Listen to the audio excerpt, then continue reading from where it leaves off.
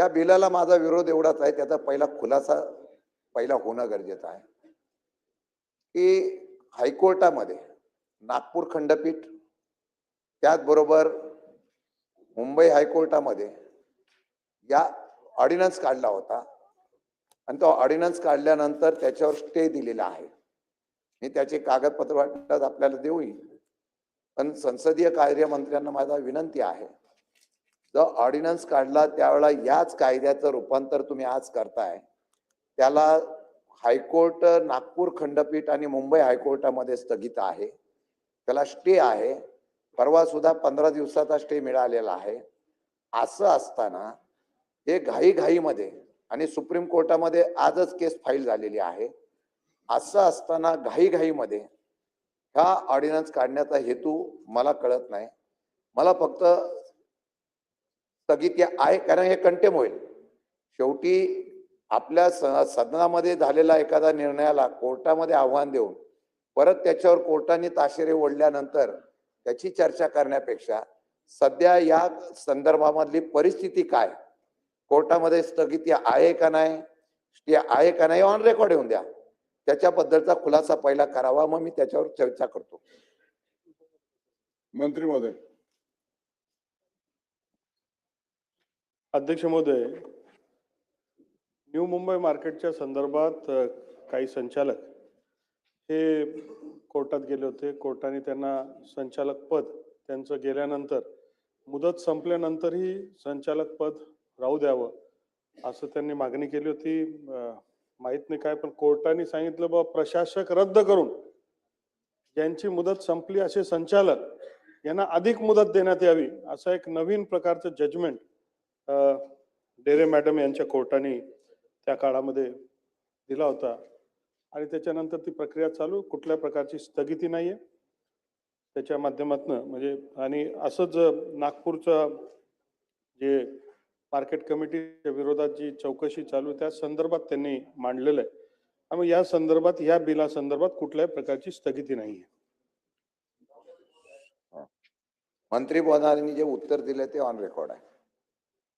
माझ्या माहितीप्रमाणे त्यांनी सांगितलेली वस्तुस्थिती आहे की त्यांनी सांगितलेल्या पद्धतीने 2 कोर्टामध्ये केस तशा होत्या, परंतु ही जजमेंट जी आहे त्या जजमेंटमध्ये या राष्ट्रीय समिती, बाजार समिती करण्याच्या धोरणाच्या संदर्भामध्ये कोर्टाने स्थगिती दिलेली आहे. माझं म्हणणं आजही आहे. या केसेस आणि त्या केसेसमध्ये आपण जर बघितलं तर नवीन निवडणुका घ्या या तुमच्या बाजार समितीच्या ह्याच्यामध्ये, नवीन राष्ट्रीय बाजार समितीच्या व्याख्येमध्ये निवडणुका न घेता आपण नॉमिनेट करण्याच्या बाबतीत मला प्रस्ताव आणलेला आहे. हा कोर्टाच्या निर्णयाची विसंगत असल्यामुळे जोपर्यंत कोर्टाचा निर्णय होत नाही की राष्ट्रीय बाजार समितीला कोर्ट मान्यता देईल किंवा निवडणूक होता त्या निवडणुका घ्या म्हणून सांगितल्यानंतर राष्ट्रीय बाजार समितीचा उल्लेख आलेला हा एक कायद्याची बाब अडचणीची येते. दुसरी बाब जी आहे या बाबीमध्ये माझं परत एकदा सांगणं आहे की कोर्टामध्ये, सुप्रीम कोर्टामध्ये सुद्धा आज केस एक आहे फाईल झालेली आहे आणि आता सुद्धा मी ठाम मतावर आहे मंत्री महोदय की कोर्टाने या असलेल्या नवीन राष्ट्रीय बाजार समितीच्या आपण दिलेल्या व्याख्येला स्थगिती दिलेल्या आहे असं माझं म्हणणं आहे. तुमचं नाही असेल ऑन रेकॉर्ड येऊन द्या, ते उद्या कोर्टामध्ये तसं सबमिट होईल.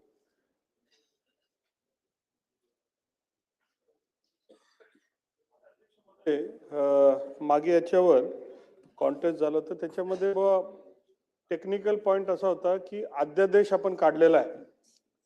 अध्यादेश काढण्याची घाई काय, त्याच्याऐवजी अधिवेशन येणार आहे, अधिवेशन मध्ये आपला बिल मांडून, विधेयक मांडून आपण काम करावं. पण अध्यादेश इतकी काय, त्यावेळी मला वाटतं 1 महिना सव्वा महिन्यापूर्वीची गोष्ट आहे. त्यावेळेस आपल्या वकिलांनी सुद्धा भूमिका घेतली की ठीक आहे अधिवेशन आहे म्हणून आम्ही अध्यादेशाच्या अंमलबजावणीसाठी घाई करणार नाही, बिलच्या माध्यमातून ते करू.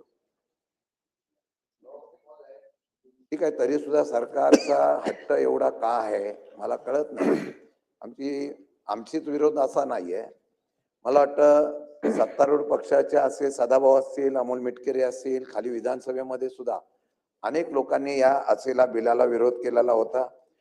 तरी सुद्धा हे तुम्हाला माहित नाही, चांगला असेल तर पणन मंत्र्यांचं स्वागत करेन, पणन मंत्री चांगले आहेत, फक्त त्यांना कुठून तरी मला वाटतं प्रचंड दबाव दिसतोय की हे बिल कोणत्या परिस्थितीमध्ये मंजूर करून घ्यायलाच पाहिजे.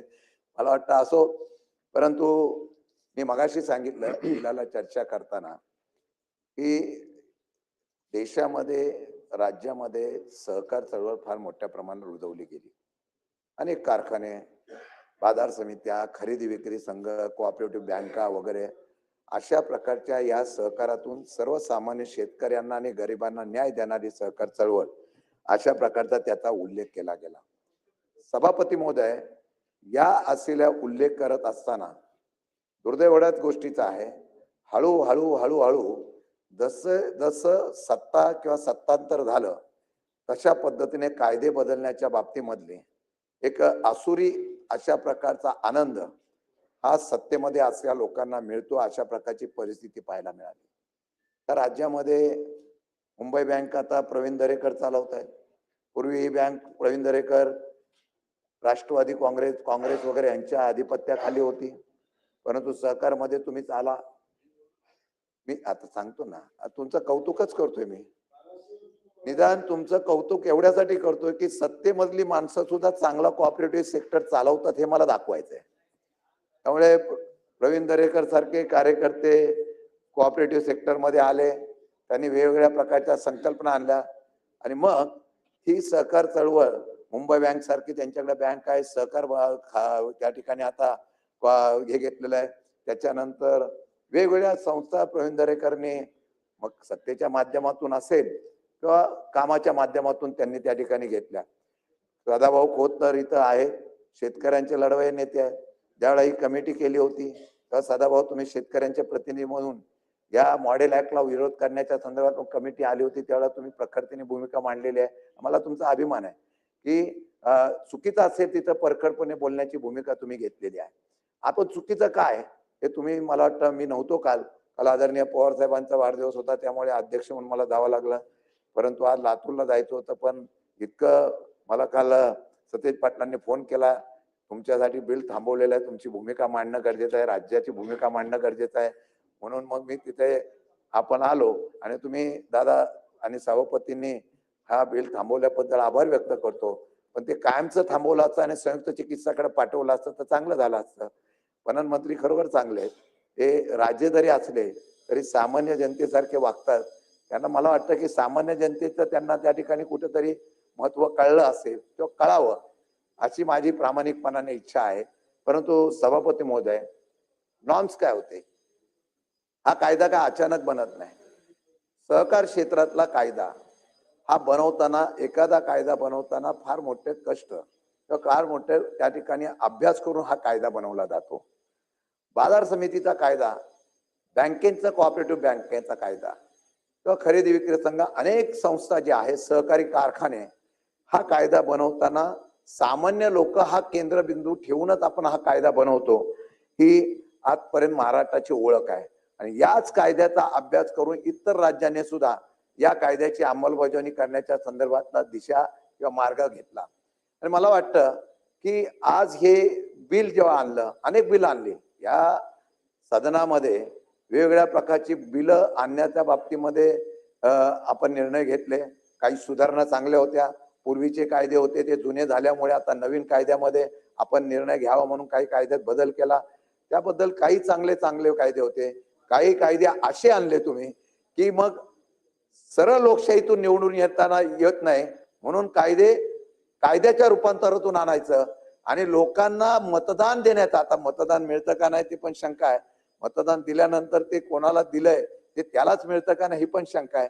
म्हणजे निवडणुकीच्या लोकशाहीला सभा, लोकसभा वगैरे यातून शंका बऱ्याच निघाल्या. अगदी राहुल गांधींपासून सगळ्यांनी हरकती घेतल्या. परंतु या असलेल्या कोऑपरेटिव्ह सेक्टरमध्ये निदान ईव्हीएम मशीन नाही आहे. इथं बॅलेट पेपरवर या ठिकाणी निवडणूक होतात. मग ह्या निवडणुका आपल्या हातातून जातात म्हणून हे अशा कायदे आणण्याचा प्रयत्न होतो. अशा प्रकारचा आरोप आणि अशा प्रकारची चर्चा या सदनामध्ये किंवा सदनाच्या बाहेर सुद्धा होते. काय बदल आहे? बाजार समिती, तुम्ही पण शिंदेसाहेब आपण ग्रामीण भागातलं नेतृत्व करताय, तुमच्याकडे पण बाजार समिती आहे, कोऑपरेटिव्ह सेक्टरमध्ये निवडणूक होतात, तुम्ही सुद्धा बाजार समितीच्या माध्यमातून सगळेजण आपण काम करतो. ग्रामीण भागातल्या शेतकऱ्याला माल निघाल्यानंतर तो विक्रीसाठी त्याला बाजारपेठ असावी म्हणून प्रत्येक तालुक्याला, प्रत्येक जिल्ह्याला, प्रत्येक शहरामध्ये ही बाजार समितीची स्थापना झाली. ही बाजार समिती स्थापना करताना त्याचे नियम ठरले गेले. व्यापारी प्रतिनिधी कोण असावा, मालक प्रतिनिधी कोण असावा, हमाल मापाडी प्रतिनिधी कोण असावा, त्याला निवडून येण्यासाठी काय अधिकार असावे, कशा पद्धतीने त्यांची निवड प्रक्रिया झाली पाहिजे. दर 5 वर्षांनी निवडणूक होते. 5 वर्षानंतर काही काही ठिकाणी तर आश्चर्य आहे, 5 वर्षाच्या निवडणुका सुद्धा आता हल्ली गायब व्हायला लागल्या. 9-9, 10-10 वर्ष प्रशासक ठेवले जातात. असा सुद्धा प्रकार पुण्याला असेल किंवा ताई आपण सगळीकडे पाहिलेला आहे. मला वाटतं की या सर्व प्रक्रिया करत असताना केंद्रबिंदू एवढाच होता की तो केंद्रबिंदू फक्त सामान्य शेतकरी होता. त्यामुळे तो तालुक्याचा माल खरेदी केल्यानंतर तो जिल्ह्याला जायचा, जिल्ह्याचा झालं तो राज्याला जायचा, राज्यातून असलेला माल खरेदी केल्यानंतर तो आंतरराष्ट्रीय स्तरावर एक्सपोर्ट वगैरे व्हायचा. वेगवेगळी धोरणं करण्याच्या, वेगवेगळ्या योजना करण्याच्या बाबतीमध्ये सरकारने या ठिकाणी भूमिका घेतली. कृषीच्या बाबतीमधलं धोरण घेताना केंद्र आणि राज्य सरकारकडून स्वतः शेतकऱ्यांच्या बांधावर स्वतःचा माल त्या ठिकाणी स्टोरेज करण्यासाठी वेगवेगळ्या प्रकारच्या योजना आणल्या. त्या योजना आणताना आपण जर बघितलं तर कोल्ड स्टोरेज त्या शेतकऱ्याला मिळालं पाहिजे, त्यासाठी त्याला ती योजना आणली.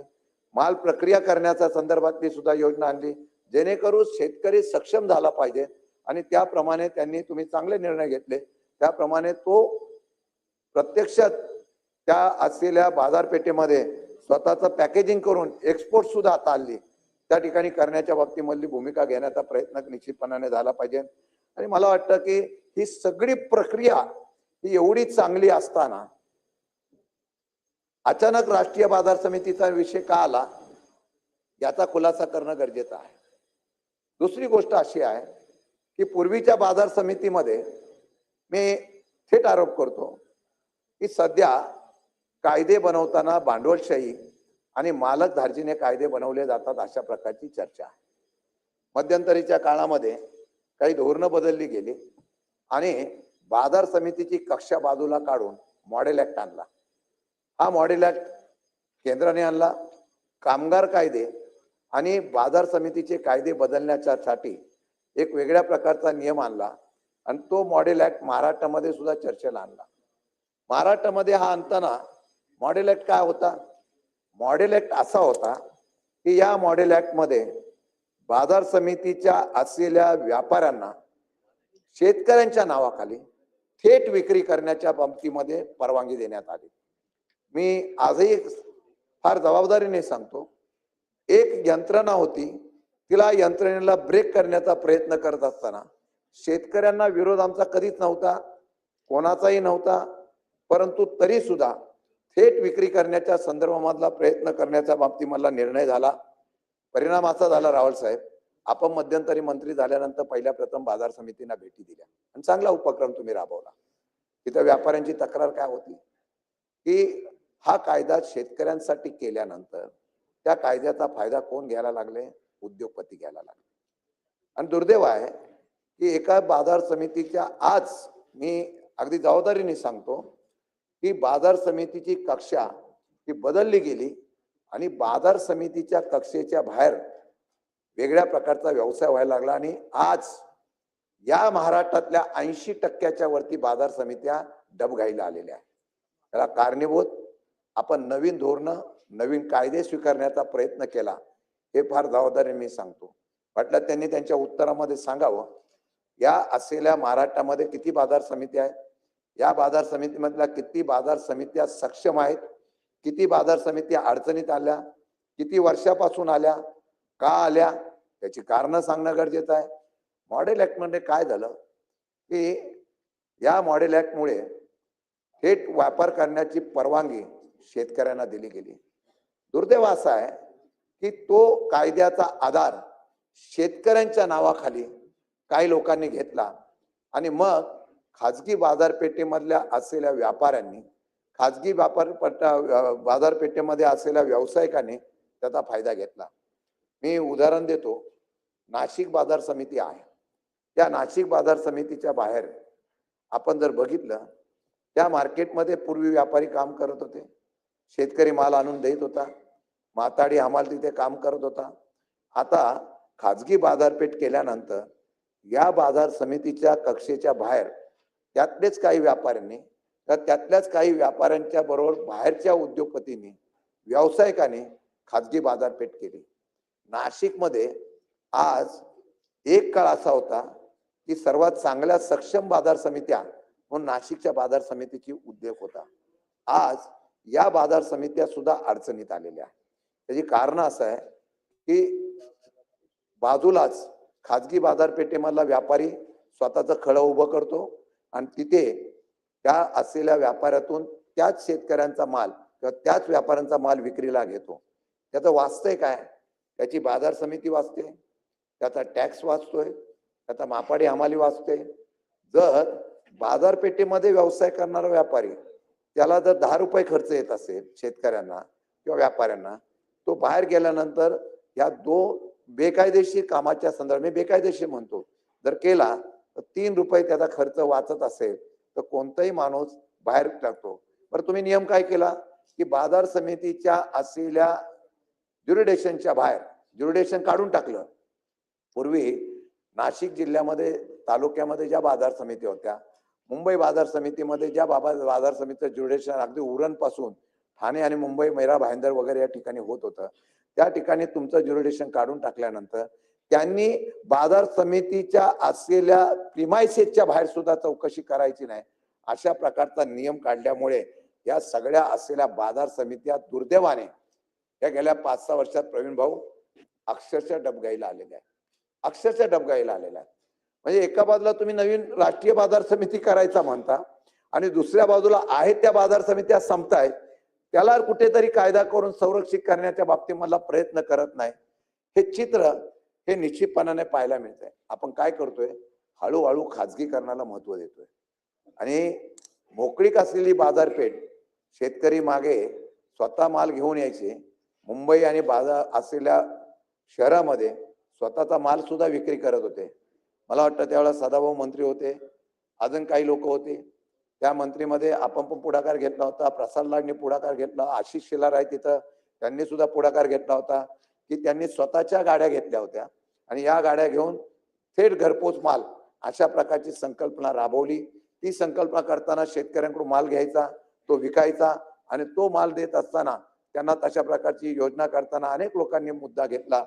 मला वाटतं की त्यावेळेला मुंबईच्या असलेल्या मंत्रालयाच्या बाहेर सुद्धा शेतकरी बाजारपेठ उभी करण्याचा प्रयत्न आपण केला आणि तो करण्याचं उद्घाटन मला वाटतं सदाभाऊ आपणच गेला होता. शेतकरी बाजार समितीचा उद्घाटनाला आता ते सुरू झाल्यानंतर ते बंद का पडलं याचा सुद्धा शोध घेणं गरजेचं आहे.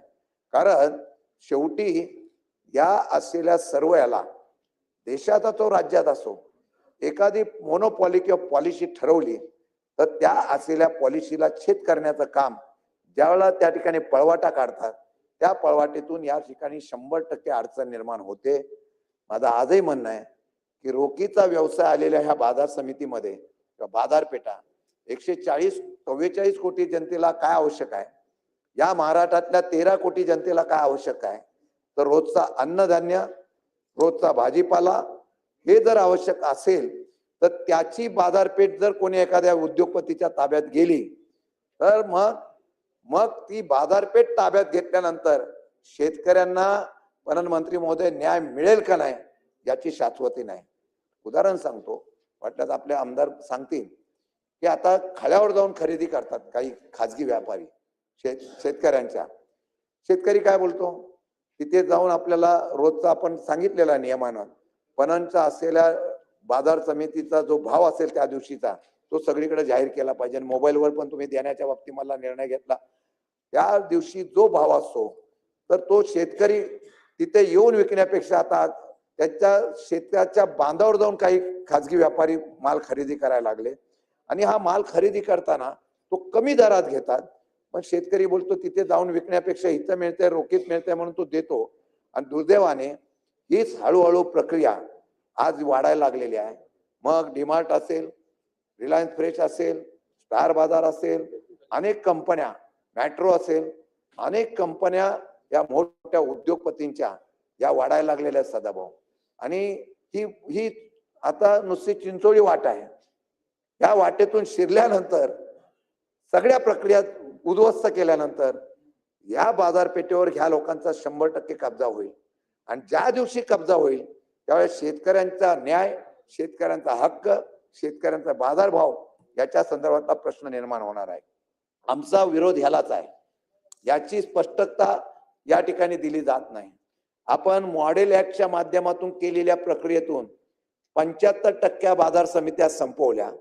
या राष्ट्रीय बाजार समितीच्या माध्यमातून 100% बाजार समित्या संपवणार आणि फक्त एकच बाजार समिती राष्ट्रीय समितीची करून तिथे, आता मला माहित नाही परंतु बऱ्याच ठिकाणी आपण सांगितलं, मी चर्चा करताना आपण सांगितलं की राष्ट्रीय बाजार समिती ही नवीन बाजार समिती उभं करण्याच्या संदर्भातून आहे त्या बाजार समितीला धक्का लावणार नाही अशा प्रकारची तुमची व्याख्या असं मला कळतंय. आता ते उत्तरात तुम्ही सांगाल. मला असा प्रश्न आहे, आंतरराष्ट्रीय स्तरावरची बाजार समिती करताना 1500 एकर जमिनीमध्ये तुम्ही पालघरला बाजार समिती करणार, एक उदाहरण म्हणून सांगतो. आता ही बाजार समिती करताना एका बाजूला गरीब व्यापारी शेतकरी आणि दुसऱ्या बाजूला मोठा पैसेवाला असलेला व्यापारी, याच्यावर तो कशी कॉम्पिटिशन होऊ शकते याचा खरोखर खुलासा करणं गरजेचं आहे. मॉडेल ऍक्टच्या माध्यमातून तुम्ही परिणाम ऐकला. मध्यंतरीच्या काळामध्ये नवी मुंबईच्या बाजार समितीच्या बाहेर बाजार समितीला प्रवीण भाऊ लागूनच आपण नेहमी देशप्रेमाच्या गोष्टी करतो. फार म्हणजे आशिष शेलार तर देशप्रेमाच्या बाबतीमध्ये त्यांचा हात कोण पकडू शकत नाही. आशिष शेलार 7 पिढ्याना पिढ्या, मला आठवतं त्यावेळेला जुन्नर वगैरे इकडची सगळे व्यापारी भाजीमध्ये, कांदा बटाटा मार्केटमध्ये आणि एवढंच नव्हे तर फळ बाजारामध्ये 7 पिढ्याना पिढ्या. तुम्ही माहिती आहे, तुम्ही मुंबईचे अध्यक्ष आहेत. मुंबईला प्रॉपर्टी मार्केटला आंबेगाव, जुन्नर वगैरे या ठिकाणचे व्यापारी फार ढोले पाटील वगैरे फार नामांकित असे लोक व्यापारी होते. त्या पुरंदर वगैरे इथून येणारा माल असेल. 7 पिढ्या जे मराठी व्यावसायिक तिथं काम करतायत, व्यापार करतायत, आज त्यांच्याकडे जाऊन माहिती घ्या परिस्थिती काय. आज जर त्या बाजार समितीच्या बाहेरच एक्सपोर्टला आलेला सफरचंद, एक्सपोर्टला आलेला, मी तर मोर्चा काढला होता, एक्सपोर्टला आलेले अफगाणिस्तानवरून येऊन डायरेक्ट जर विक्री होत असेल आणि ती अफगाणिस्तानची लोक तिथं इराणी लोक येऊन तो व्यापार खुलेआम करतात आणि तो व्यापार केल्यानंतर त्या बाजारपेठेतला व्यापारी हा दुर्दैवाने संपून जाईल. आम्ही व्यापाऱ्यांनी आणि आम्ही सगळ्यात मोठा मोर्चा काढला. मंत्र्यांकडे सुद्धा आपण त्या ठिकाणी निवेदन दिलं होतं. त्यांनी सुद्धा लक्ष घालण्याच्या बाबतीमधल्या सूचना केल्या होत्या. मला अशी जी खरोखर दुःख होतं, शेवटी हा महाराष्ट्रामध्ये आपण उद्योग आणतो, वेगवेगळ्या प्रकारच्या पॉलिश्या घेतो. त्या पॉलिश्या घेताना तो मराठी व्यावसायिक वर्षानुवर्ष तिथे देतोय. आम्ही तर बाजारपेठ स्थलांतरित करत नव्हतो, परंतु आदरणीय पवार साहेबांनी सांगितलं की मुंबईची गर्दी हलवायची असेल तर तुम्हाला नवी मुंबईला जावं लागेल. मी कैलासवासी शिवराव पाटील साहेब आम्ही सगळे व्यापाऱ्यांना तयार केलं. व्यापारी द्यायला तयार नव्हते, पण आम्ही आंदोलन केलं आणि ते घेऊन गेलो. आपण स्पेशल सिटिंग मध्ये बिल घेतलेलं आहे. साधारणतः आजचा बिझनेस सभागृहासमोरचा पाहता आपल्याला अजून किती वेळ लागेल आणि त्यानुसार आपल्याला स्पेशल बिलाला साहेब, बिलाला ते थांबवता येणार त्याची? मी 5 तास पण बोलेल. नाही, किती तास बोलायचं हा विषय नाही, पण एकंदरीतच कालपासून बिल आहे. आपलं भाषण व्हावं अशी सगळ्या मी सदनाची रिपीट करणार नाही. मी कंटिन्यू रिपीट करत नाही. मी सगळी ऑब्जेक्शनेबल काहीच नाहीये, त्याच्याबद्दल काही अडचण नाही. फक्त एकच विषय, म्हणून आपल्यासाठीच आपण हे थांबवलेलं आहे. किती वेळ आणि काय सभागृहासमोरचा बिझनेस पाहता बोलून दे ना. बिल आज मंजूर करायचं ना, होऊन दे ना 2-3 तास चर्चा. आपण बिलाला कुठे विरोध करतोय? विरोध करतोय बिलाला. सत्य परिस्थिती सर्व आली पाहिजे ना दादा. मी मान्य केलं ना, पण जर हा बिल जर येऊन शेतकरी उद्ध्वस्त होणार असेल, व्यापारी उद्ध्वस्त होणार आहे सगळं. मी बघा प्रवीण दरेकर, ते आपल्याला विनंती राहील की तुम्ही पणन मंत्री किंवा दादा अगदी सीएम सोबत पाहिजे तर जे काही ऑब्झर्वेशन तुमचे रिझर्वेशन असतील त्याची बैठक एक घ्यावी. मला वाटतं आज कामकाज आजचा दिवस उद्याचा आहे. तुमचा अधिकार आहे बिलावर बोलायचा, तुम्ही 5 तासही बोलू शकता. याच्याविषयी आम्हाला पूर्ण आत्मविश्वास. आणि एपीएमसीचा आपला जीव आहे, तिथे आपली सगळे कारकीर्दच तिथून सुरुवात झाली याची आम्हाला कल्पना आहे. तर माझी सभागृहाच्या वतीनं विनंती राहील की सीएम स्तरावर जरी दादा किंवा पणन मंत्री साहेब एक त्यांना बैठक दिलीत हा, तर विनंती राहील बंटी भाऊ. येस. तर मी एका मिनिटात बिलमध्ये बसतो. मंत्र्यांनी मला आमची मागणी आहे संयुक्त चिकित्सा समितीवर जावं. डेव्हलपमेंटला आमचा विरोध नाही, पॉलिसीला विरोध नाही. आहे ती सिस्टीम जर संपत असेल तर तो धोका आहे. माझा 2-3 गोष्टीवर जर तुम्ही बोलला नाही तर मी याच्यावर सविस्तरपणे आपल्याला वस्तुस्थिती सांगून, म्हणजे मीरा भाईंदरला सुद्धा तुम्हाला माहिती आहे प्रवीणजी, बेकायदेशीर व्यापार किती खुल्लायम चाललेला आहे. कोण आहेत लोक, आपण आता त्याच्यावर बोलणं योग्य नाही. आशिष शेलारांना माहिती आहे. आम्ही पहिला जकात नाका होता, गेट होते, उडवून टाकलं मॉडेल ऍक्टमुळे.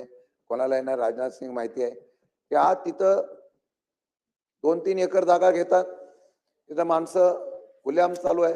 बाजार समितीची कक्षा नाही, पणनची कक्षा नाही, पणन लायसन देऊन टाकतंय. तुम्हाला पण माहिती आहे, तुम्ही मध्ये एकदम कठोर निर्णय घेतला की असे बेकायदेशीर लायसन देणाऱ्यांवर कारवाई करून टाका. काही कारवाई केली नाही, काही कारवाई केली नाही. माझं म्हणणं आहे, जे कष्टातून उभं केलेलं जे आहे ना, कष्टातून हा कायदा केल्यानंतर पणननी ज्या बाजार समित्या उभ्या राहिलेल्या आहेत ना, त्या बाजार समित्या संपून आहे आणि तिथे व्यवसाय करणारा, तिथे माथाडी कामगार असेल तो संपून आहे आणि या सर्व गोष्टीतून शेतकरी सुद्धा संपून आहे. पहिला केंद्रबिंदू शेतकरी आहे, तो संपून आहे. आमची प्रामाणिक इच्छा आहे. आम्हाला जो धोका वाटतो तो बोलणं गरजेचं आहे. शेवटी तुम्ही नेला, आम्ही शेवटी कोर्टात जाणारच आहे आणि कोर्टात जाणार, रस्त्यावर पण उतरणार, कारण ही लढाई आहे. मी मुख्यमंत्र्यांचा अनादर करतोय असं नाहीये. कदाचित राष्ट्रीय बाजार समिती म्हणून केंद्रातून आलेला हा निर्णय असेल. आमचे 4-5 प्रश्न आहेत, मग त्याचं उत्तर पॉझिटिव्ह दिलं तर, नाही दिलं तर आम्हाला ही चर्चा चालू ठेवावं लागेल. विषय असा आहे की एखादा नियम केला की पळवाटा निघतात साहेब. प्रधानमंत्री महोदय, मी मगाशी सांगितलं, इराणचा व्यापारी ज्याचा लायसन नाही तो व्यापारी येऊन जर मार्केटच्या बाहेर जर व्यापार करत असेल तर वर्षानुवर्ष तिथे असलेल्या व्यापाऱ्यांनी काय करायचं. आज मी तुम्हाला सांगतो, मताच्या राजकारणावर मी बोलतो. प्रवीण भाऊ, कांदा बटाटा मार्केट, भाजीपाला मार्केट, सगळ्या मार्केटमध्ये ही सगळी मार्केट मधली माणसं ही महाराष्ट्रातली आहे. पण गुजराती, जैन, मारवाडी सुद्धा या देशाच्या कानाकोपऱ्यातून आलेले मार्केट मधले व्यापारी सुद्धा धंदा करतात. मतं कोणाला देतात? आम्ही बोलत नाही की मतं आम्हाला देतात म्हणून, पण मतं दिल्यानंतर हे मताचं राजकारण नाही. आज काय होतंय तुम्ही जाऊन बघा. एक काळ असा होता, जमनादास भिंची म्हणून एक उदाहरण देतो, फार जुना माणूस, एक रॅक अक्का मागवायचा, धान्याचा अक्क रॅक. आज त्यांनी कंपनी बंद केली. व्यापारी 2 ते 3 ट्रकच्या वरती माल येत नाही. एक काळ असं होता, एक मार्केटमध्ये हजार गाड्या यायच्या. आज त्या मार्केटमध्ये 100 गाड्या येत नाही. दरवेळेला आम्ही पणनला सांगितलं, दरवेळेला आम्ही, तुम्ही नव्हता त्याच्या अगोदर बऱ्याच वेळा आम्ही सांगितलं, काही उपाययोजना नाही. पणनवाले लायसन देतात, ही सिस्टीम आहे, हे लिकेजेस आहेत. हे लायसन दिल्या, सगळ्यांनी दिला, परिणाम तेवढ्यावरच होत नाही. महाराष्ट्राच्या उत्पन्न होत आहे, परिणाम तेवढा होत नाही. माथाडी कामगारांच्या पगारा होतोय, आम्ही पेस रेटवर आहे. आमची विनंती एवढीच होती की या सर्व कायद्याच्या चौकटीमध्ये आपण जो कायदा आणलेला आहे तो घाईघाईत आणण्याचा कारण काय, मी मागे सुद्धा सांगितलं होतं. राष्ट्रीय बाजार समिती तुम्ही करताय ना, आमची बैठक बोलवा ना. मुख्यमंत्र्यांनी सुद्धा बैठक बोलवली असते तर आम्हाला निश्चितपणाने त्यांनी स्पष्टीकरण केलं असतं की ह्यासाठी करतोय, आम्ही मान्य केलं असतं. तुमचा हेतू साफ आहे ना, आमचा त्याला विरोध नाही. तर एकदा सांगून टाका की बाजार समित्या अख्ख्या राज्यातल्या बंद करून टाकायच्या, आम्हाला हेच करायचंय. एकदा ते कळून द्या ना. तुम्ही कायदा केला तर रस्त्यावर आम्हाला उतरायला कोणी अडवणार नाहीये. आमची भूमिका एवढीच आहे की मी मगाशी सांगितलंय, इतका परिणाम झालेला आहे की वर्षानुवर्ष या असलेल्या कामाच्या संदर्भामध्ये या ठिकाणी अडचण निर्माण झाल्या आहेत. मी मंत्री महोदयांना, मी प्रवीणजी तुम्हाला मी सांगतो, आमची आडखड काय आहे. तुम्ही हा राष्ट्रीय बाजार समितीचा कायदा आणलाय, तो करणार कुठे आहे? पहिले 5 राज्यात. त्याचा खुलासा करतील. बरं करताय कसं? तुम्ही निवडणूक घ्या ना. तुम्ही निवडणुकीला का घाबरताय? आत्ताची प्रोसिजर अशी होती, कुठलाही निर्णय घ्यायचा झाला तर त्या बाजारपेठेमधला असोसिएशनचा जो व्यापारी असतो तो त्याच्यावर नियंत्रण ठेवतो. उद्या प्रवीण दरेकर मुंबई बँकेचे चेअरमन आहेत, त्यांना बाजूला ठेवून श्रीकांत भारतीला जर त्या ठिकाणी अधिकार दिला तर तर निर्णय प्रक्रिया राबवणारा प्रवीण दरेकर आहे ना. जर श्रीकांत भारतीला नियुक्ती केली तर खाली त्या व्यापाऱ्यामध्ये अंमलबजावणी कोण करणार आहे, त्याचा कुठेही खुलासा नाही. आता राष्ट्रीय बाजार समिती करताना आपण काय केलेलं आहे, या राष्ट्रीय बाजार समितीच्या नियमामध्ये आपण ज्या पद्धतीने सांगितलंय की राष्ट्रीय बाजार समिती आम्ही कशासाठी करतो, त्या बिलामध्ये तो हेतू जो त्यांनी सांगितला, याच्यामध्ये काय दिलंय, शेतकऱ्यांच्या कृषी उत्पन्नात चांगला भाव मिळावा यासाठी राज्य शासनाने या असलेल्या ठिकाणी नियमामध्ये ई नाम सुरू केलेलं आहे, सगळं केलेलं आहे. या बाजार समितीमध्ये मग इतर बाजार समिती आतापर्यंत शेतकऱ्यांना न्याय देत नव्हत्या का? हा, न्याय देत होत्या. आणि म्हणून माझं स्पेसिफिक आपण सांगितलं, या कोणत्याही विद्यमान बाजाराची उलाढाल 80,000 मेट्रिक टन कृषी उत्पन्नापेक्षा कमी नाही, ज्यामध्ये 2 पेक्षा कमी नसतील इतक्या अन्य राज्यामधून कृषी उत्पन्न येतं, अशा कोणत्याही विद्यमान बाजारामध्ये पायाभूत सुविधांचा विशेष आवश्यकता, कृषी उत्पन्नाच्या विक्रीच्या सुविधांचा विचार घेऊन राष्ट्रीय महत्वाचा बाजार स्थापन करण्याचा आवश्यक आहे असे वाटते. माझा याच्यामध्ये सरळ सरळ म्हणणं आहे, आरोप समजा काही समजा, आरोप काय मग, मुंबई, पुणे, नाशिक, नागपूर या बाजार समित्या तुमच्या हातामध्ये नाही, आणि या बाजार समित्या तुमच्या हातामध्ये नाही म्हणून हा नियम काढताय का? आता या नियमाच्या संदर्भामध्ये ज्या ठिकाणी राष्ट्रीय बाजार समिती झाली, धोका सांगतो, 80,000 टनाच्या वरती तुम्ही पकडलं, काहीच बाजार समिती ह्याच्यात येतील, पण तो जर थेट तशा प्रकारची विक्री जर त्या राष्ट्रीय बाजार समितीत झाली तर 100% सांगतो, तालुक्याच्या आणि जिल्ह्याच्या बाजार समितीला टाळा लागल्याशिवाय राहणार नाही. थेट विक्री करण्याच्या संदर्भातली भूमिका एका ठिकाणी होणार आहे. आणि एकात्मिक एकल व्यापारी लायसन्सधारक शेतकरी विक्रेता बाजार समिती यांच्यातील व त्यांच्यामधील कोणत्याही कृषी उत्पन्नाची गुणवत्ता, वजन व रक्कम प्रदान करण्यासाठी विवाद सोडवण्यासाठी तरतूद केलेली आहे. पूर्वीच्या बाजार समितीच्या मध्ये सुद्धा लवाद होता, पूर्वीच्या बाजार समितीमध्ये सुद्धा नियम होता, पूर्वीच्या बाजार समिती सुद्धा कायदे होते. मग हे कायदे जर असेल, तेच कायदे टिकले नाही, याच्यात तुम्ही नवीन काय दिलेला आहे? विवाद पणनकडे जातो, पणन त्याचा विवादाचा निर्णय घेत नाही. एवढंच नव्हे तर या ठिकाणी गुणवत्ता, बाकीच्या ह्या सर्व गोष्टीमध्ये आहे त्या कायद्यामध्ये सुद्धा त्याला संरक्षण आहे ना, आहे त्या कायद्यामध्ये सुद्धा त्या ठिकाणी त्यांना संरक्षण दिलं जातं ना. हा कायद्यामध्ये वेगळं तुम्ही काय केलेलं आहे? पूर्वीच्या कायद्यामध्ये सुद्धा हे कायद्यामध्ये संरक्षण होतं, आताच्या कायद्यामध्ये ते बदलण्याच्या बाबतीमधला निर्णय काय, याच्या संदर्भामध्ये या ठिकाणी खुलासा होणं गरजेचं आहे. राज्यातील शेतकऱ्यांना कृषी उत्पन्नाच्या स्पर्धात्मक किमतीचा जास्तीत जास्त भाव मिळण्यामध्ये सुधारणा करण्यामुळे, खरं म्हणलं तर राष्ट्रीय बाजार समिती केल्यानंतर फार चांगल्या प्रकारचा दर मिळेल, याचा खुलासा मला वाटतं मंत्र्यांनी करणं गरजेचं आहे. कसा कसा मिळेल मला माहित नाही.